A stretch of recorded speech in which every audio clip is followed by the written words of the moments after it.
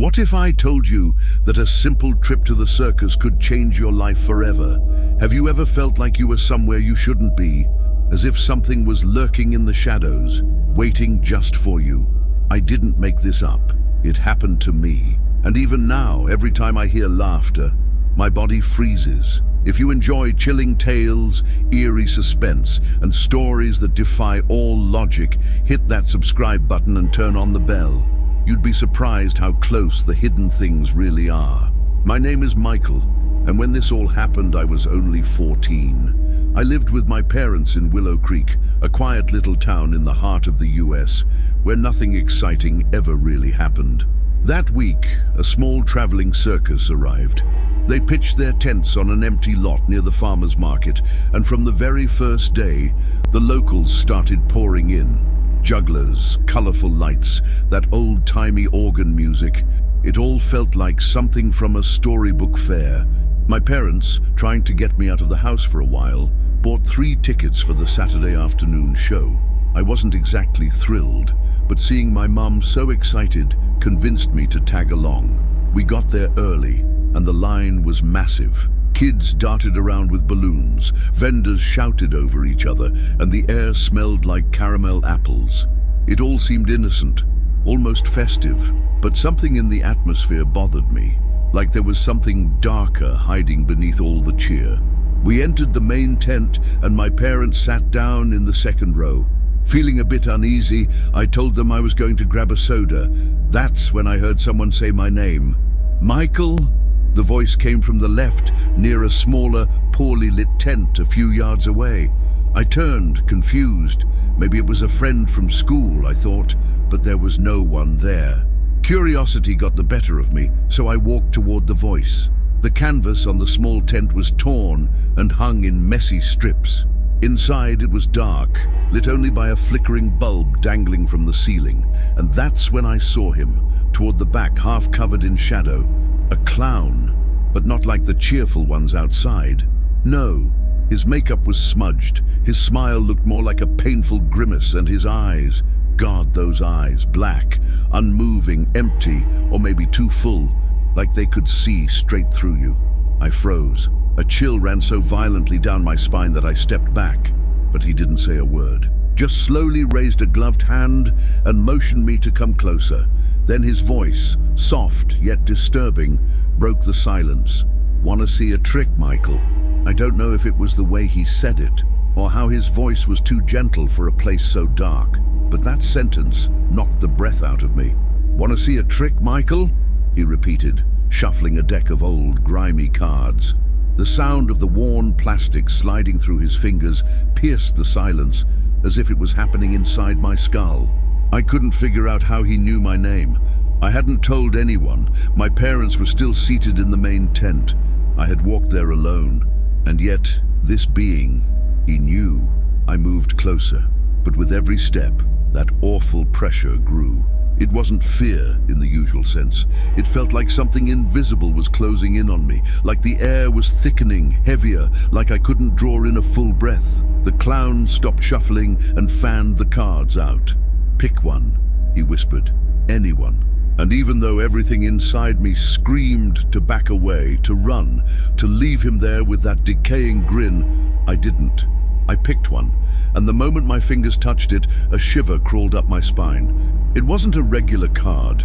It was a photo of me, that very day, wearing the same clothes, standing in front of the same tent. Even something was behind me in the image, something I hadn't noticed before, something that wasn't supposed to be there. I opened my mouth to ask how he did it, but I never got a word out. He leaned in and whispered, "You shouldn't be here." And that's when everything shifted. The bulb started flickering, the ground trembled just slightly but definitely, and the entrance I'd come through was gone, or at least no longer where I remembered it. The clown stepped toward me, and his body seemed to stretch into the shadows. He wasn't smiling anymore. The game was over. He just stared, studying me. "Let's play something better," he said, "one you'll never forget." The floor beneath me creaked, like something beneath it was stirring. Then, with a high-pitched screech that made my chest tighten, a trap door opened just a few feet away. The clown pointed at it with a slow, deliberate gesture. "Go! Hide! It's part of the game." I hesitated, but my body no longer felt like it was mine. It was like I was caught in a current pulling me toward that gaping hole. The fabric of the tent fluttered as if breathing, and his voice, deeper now, filthier, echoed again. "Get in, Michael. They're already waiting." And before I realized it, my feet were moving on their own, like something or someone had already chosen for me. I descended slowly into the opening. There were no stairs, no ropes, no ladder, just damp soil and walls covered in tangled roots. I slipped awkwardly, feeling the dirt crumble beneath my shoes. It was like the tunnel was swallowing me, the real world fading above. The darkness was complete, pierced only by a faint reddish glow emanating from below. The air smelled of mold, rotting wood, and soil that hadn't touched sunlight in centuries. But the worst part was the silence. Not normal silence, a suffocating void that swallowed every sound, even my heartbeat. After what felt like forever, my feet hit solid ground. I was in a narrow hallway, the walls slick and gritty. Far off, I could hear voices and muffled laughter, like dozens of people mocking me from somewhere I couldn't see. I started walking. Each step echoed through the damp corridor. The path split three ways. To the left, a shrill, desperate cry. To the right, a high-pitched giggle, almost childlike. Straight ahead, only silence, but a silence that weighed heavy. I went straight. The laughter grew louder with every step, but more distorted. It didn't sound human anymore. Like some creature was trying to mimic a child's laugh, and failing. The shadows on the walls stretched and twisted. At one point I thought I saw someone walking behind me, but when I turned, nothing. Then, without warning, the tunnel opened into a circular room. The walls were lined with mirrors, old, stained, warped, but something was off. I couldn't see my reflection in any of them. Instead, the clown. Not just one, dozens, hundreds, each with different expressions, some laughing, others screaming, some weeping, some were decayed, others had stitched mouths, but every one of them stared at me. I tried to scream, but no sound came out. The mirrors started to tremble, humming with a deep, vibrating sound. One by one, the clown reflections began to shift, moving out of sync with the glass. They were coming toward me. They were inside the mirrors, but also not. I stumbled backward in panic until one mirror, the one directly in front of me, froze. The clown inside didn't move like the others, didn't blink, didn't smile, just stared with eyes burning red. Slowly, he raised a hand and pointed straight at me, and in that instant, the mirror shattered. Glass shards burst outward in all directions, but none touched me. It was as if something unseen had diverted them. Where the mirror had been, now there was a jagged black opening, like a wound in the wall. From inside, a soft blue glow pulsed, almost like it was breathing. Before I could even react or process what was happening, something unseen shoved me forward. I dropped to my knees on a cold, metallic floor. This place wasn't like the others. There was no smell of earth, no dampness. It felt more like an old control room that had been deserted for decades.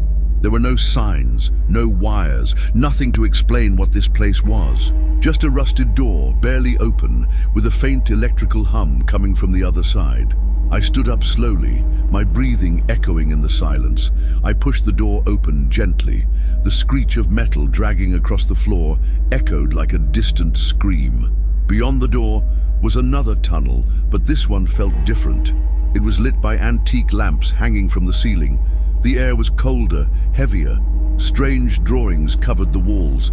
Geometric symbols, faceless heads, elongated handprints. And beneath it all, that same low murmur, that laugh, muffled now, like the clown was still watching me from somewhere close. I moved forward, each step growing heavier.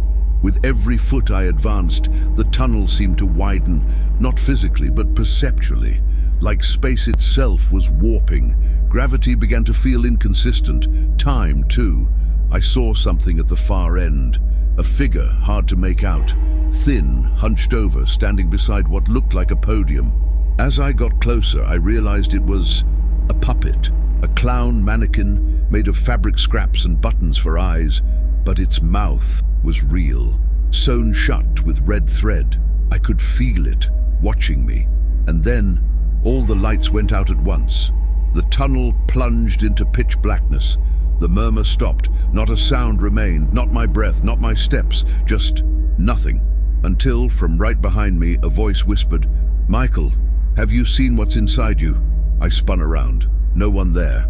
But the laugh came again, not faint, not distant, right beside my ear. I screamed, I ran. I slammed into walls, stumbled over the floor, until I found the exit to that awful room. Just as I crossed the threshold into another corridor, a voice spoke to me. It wasn't human. It had no sound. It was a thought, an idea that pierced straight into my mind. There is no way out, only more doors. And if you don't want to be lost in the dark too, tap the yellow lamp icon and stay with us so we can uncover disturbing mysteries together, because what's coming next goes far beyond any explanation. I continued into the new corridor, my legs trembling, heart pounding. I felt something watching me right at my back, brushing the nape of my neck. But every time I turned, there was only darkness and walls that seemed to be inching closer. The hallway ended suddenly. In front of me stood a wooden door, carved with symbols I somehow recognized, though I didn't know from where. I pushed it. It opened easily, and there it was, the room. Round, vast.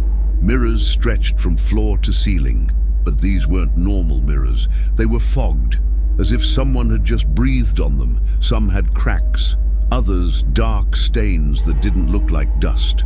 I stepped in, surrounded by my own reflections, or so I thought. Because as I looked more closely, I realized something was off. One reflection was smiling even though I wasn't. Another tilted its head when I stood still. Another had blood dripping from its eyes. I instinctively stepped back. The reflections began multiplying, not just in the mirrors, but bouncing between them, creating an endless maze of distorted versions of me. Some were laughing, others were screaming. One had a face entirely wrapped in bandages, yet still mirrored my every move, until it didn't. That one was the first to break sync. I stared. It stood still, head tilted, expression blank. Its hands started to rise, slowly. Not mine. Theirs. It pointed at me, and every other reflection did the same. The room shook, lights flickered. The hum in my head returned, louder, sharper. The mirrors began to ripple as if made of water, and from each of them, something tried to emerge. Hands, faces, full bodies pushing against the surface of the glass. I screamed, poured everything into it, but no sound came out. It was like the mirrors were stealing my voice too. I bolted to the center of the room, desperate for a way out, but there were no doors, just me and them. They surrounded me, inched closer. One mirror shattered, then another, then another. The shards fell like deadly rain, but they didn't hit the floor. They floated, spun in the air. And then I saw it. In the center of the room, a trapdoor, just like the first one. But this time it wouldn't open. It was sealed with those same strange symbols, only now they seemed etched in blood. I knelt and reached out. My fingers brushed the carved markings, and that's when I heard the clown's voice again. Not aloud, not whispered, but deep from the core of the place. "Do you see now, Michael? You're not trapped here. You're part of the show." The trapdoor beneath me began to buzz low and steady, like something on the other side was waking up. My hands trembled as I traced the bloody symbols. I didn't know what I was doing, only that I needed to get out. A mixture of panic and something alien urged me to press both palms against the seal. Then without warning, the ground gave way. I fell, not for a moment, but what felt like too long. Like time stretched with me, like where I was going wasn't below, but beyond everything. My body landed on something soft but dense, like an old mattress soaked through with damp. I sat up, dazed, and I saw it. I was standing in the middle of a circus ring, but not like before. This one was dark, the ceiling tarp torn, letting in only faint red light. The stands were full, but not with people. Dolls, figures made of cloth, wood and porcelain, all dressed as clowns, hundreds, maybe thousands, sitting in perfect silence, staring at me. A chill so deep ran through me I couldn't move for several seconds. I wanted to run but couldn't. A spotlight snapped on, illuminating the center of the ring, and from the shadows came a figure. I didn't need to guess. The clown. But now he was different, taller, thinner, as if he'd fed off my fear. His makeup was cracking, like an old mask hiding something rotten underneath. He walked slowly, silently, his steps echoing like a funeral drumbeat. He stopped in front of me, and then he spoke. "Welcome, everyone, to tonight's final act. I present to you our guest of honor, the one who came out of curiosity, and now joins the cast." He raised his arms, and the silent crowd burst into applause. Hollow, artificial, terrifying. Every clap struck me like a blow to the chest. I tried to run, to scream, but my body wouldn't obey. I was stuck there, center stage, under a spotlight that felt centuries old. The clown pulled something from his pocket, an old envelope. He opened it and dropped a handful of photos. All of me, at different stages of my life, but one I had never seen. Me, standing in this exact ring, surrounded by the same grotesque audience. My mind snapped a little more. "Do you understand now, Michael?" the clown whispered, leaning so close I could feel the cold of his breath. "You've been here before." And with that whisper, the ripped tarp above began to ripple, stirred by a wind that came from nowhere. The lights cut out instantly. Then the curtain fell. The darkness behind that curtain was so thick it felt physical. It wasn't just the absence of light, it was the absence of everything. I tried to move, but my legs wouldn't respond. Something had lodged inside me, slowing my limbs, clouding my thoughts. A single spotlight flickered on above me, cold, mechanical. Sweat rolled down my back as the silence shattered with a dull thump. The curtain opened again, but the circus ring was gone. I was now in a smaller room. Like an old dressing room, the walls were lined with broken mirrors, faded photos, and dusty videotapes labeled with names, real names. I recognized one, mine. I picked up the tape. It was caked in dust, but the label read Michael Harris. In fresh, wet ink, I dropped it instantly. Then the clown appeared again, without warning, closer than before.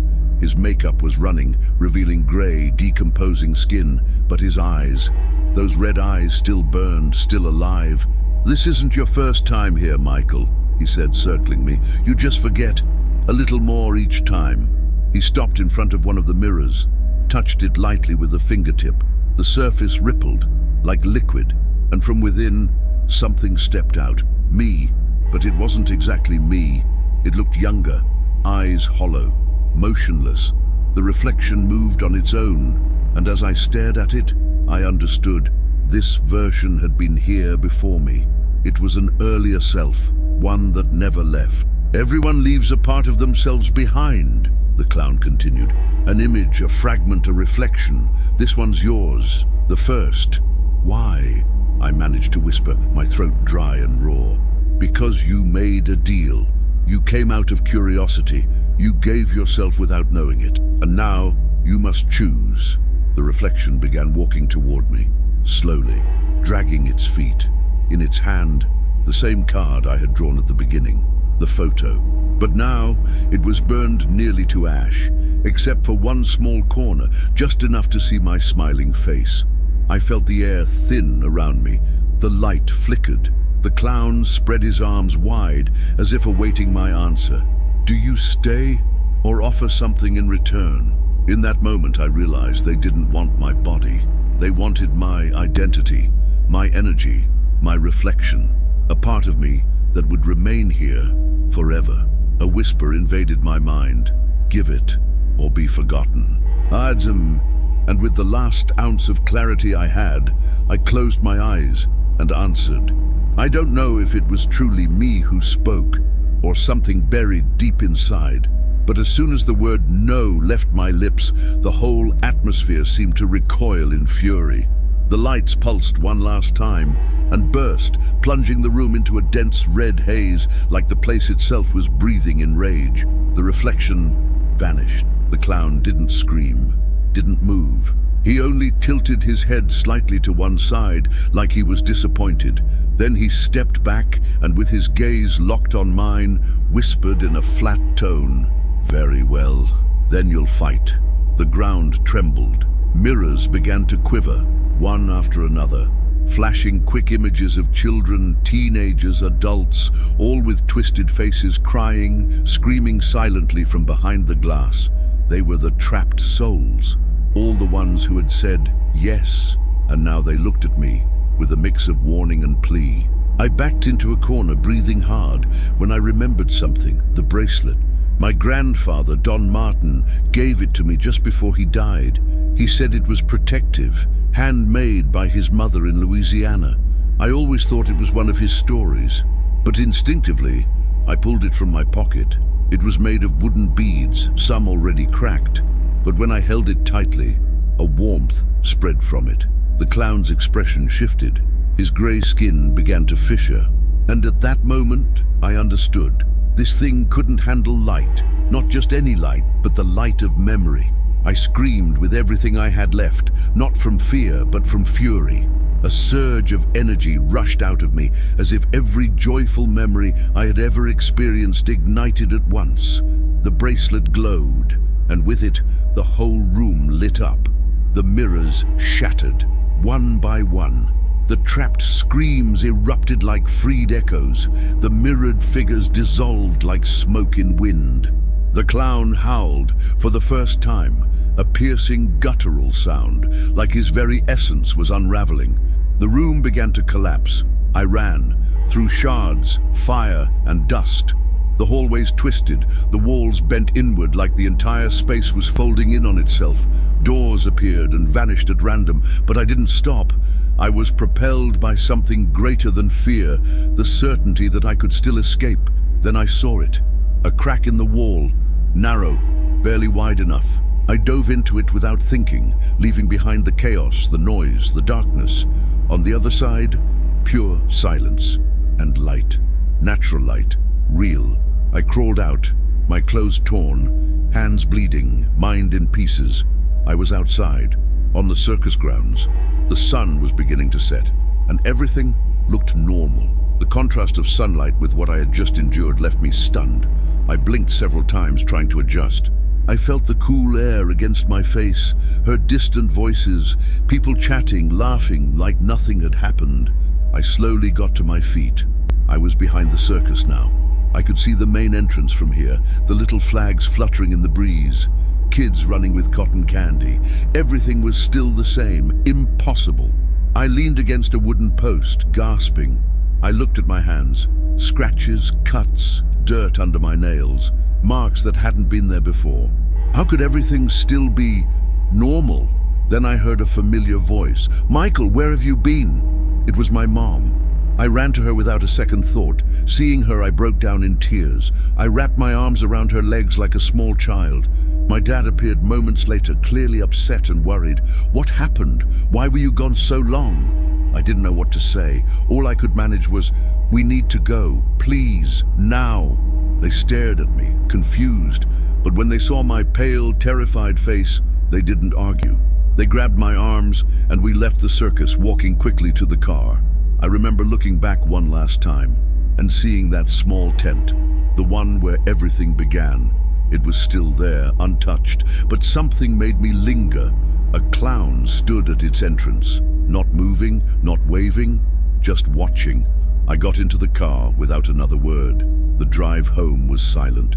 My parents tried asking questions, but I stared out the window, lost in that place. I didn't sleep that night, or the next. Days passed, then weeks. I tried convincing myself it had been a hallucination, a nervous breakdown, a nightmare triggered by something I ate. But every time I closed my eyes, it returned. The clown, the mirrors, the trapped souls. I started noticing strange things. My reflection would sometimes lag behind me. I'd hear faint laughter in places where I was alone. Sometimes, while walking past store windows or mirrors, I'd catch glimpses of shadows behind me that vanished when I turned. My parents said it was stress, that I was imagining things, but I knew the truth. I left the circus, but something else left with me. Something unseen, unheard, but felt. Something that walks beside me, that lives in reflections, that won't let me forget. And since then, I've learned not to trust mirrors. It's been over 15 years since that day at the circus. Life moved on, sure, but not for me. What I lived through in Willow Creek clings to me, like a shadow that never fades, only learns to hide better. I live now in Pine City, in a small apartment. I work from home, avoid going out at night, and never ever enter a place with more than one mirror. In my home, there are none, not even in the bathroom. If I need to see my face, I use the window's reflection, and even then, sometimes I avoid it. What's hardest to explain is that over time, it wasn't just memories, not just nightmares. It became more. I started dreaming of things that hadn't yet happened. Sometimes I'd wake up knowing things about strangers, as if something inside me was whispering from a place I don't control. One day, while going through old boxes, I found something that froze my blood. A letter, carefully folded, no stamp, my name written in black ink. I opened it with shaking hands.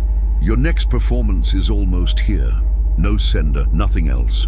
But I knew who sent it, or rather, what sent it. Since then, I've lived in anticipation, not of the clown's return, but of the moment when everything starts again. Because I know, because I feel it, because sometimes when I pass shop windows, displays, or any reflective surface, I see something behind me, and it's not a figure, not a shadow. It's me, but not as I am now. It's the version I saw in that dressing room. That empty image that once escaped the mirror, or maybe never did. What if I'm the one trapped, and my reflection is the one living out there? That question stays with me every night. Sometimes I wake up in places I don't remember entering, with scratches on my arms, dirt under my nails. I hear faint laughter coming from the hallway when I'm alone. The last time I visited my mother, the bathroom mirror fogged up by itself, and a sentence appeared, written by an invisible finger. Michael, you never left. So if someday you hear someone vanished at a circus, or they found a dressing room underground with hundreds of mirrors, believe it. Because some places aren't what they seem. Some shows don't end when the curtain drops. And if one day, in your reflection, you see yourself not moving, don't blink, don't speak, don't stare, because that version might be waiting for its turn to come back, and you might be about to disappear.